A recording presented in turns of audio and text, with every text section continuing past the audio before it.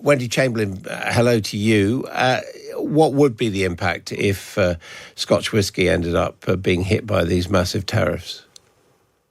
Adam, I don't think we need to speculate about it. We actually do know about the impact because previously single malt Scotch whisky was previously subject to tariffs under the first Trump administration. Last year, Scotch whisky exports amounted to over £5.4 billion, but we know that the impact on single malt during the last Trump administration was about $600 million. So we know, we don't need to speculate. We know how devastating an impact such tariffs cause, and that's one of the reasons why it's very difficult to understand why Trump is choosing to do these things against people that are supposed to be his allies. Well, he says there are tariffs on American whiskey and American alcohol products, and effectively, and he wants to balance that out.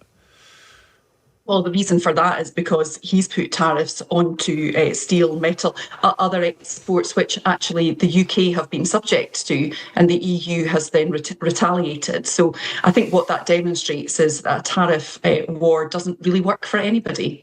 And Wendy Chamberlain, what are the chances, do you think, that Scottish whisky, of course, UK whisky, could avoid the tariffs on, and they just introduced for the EU?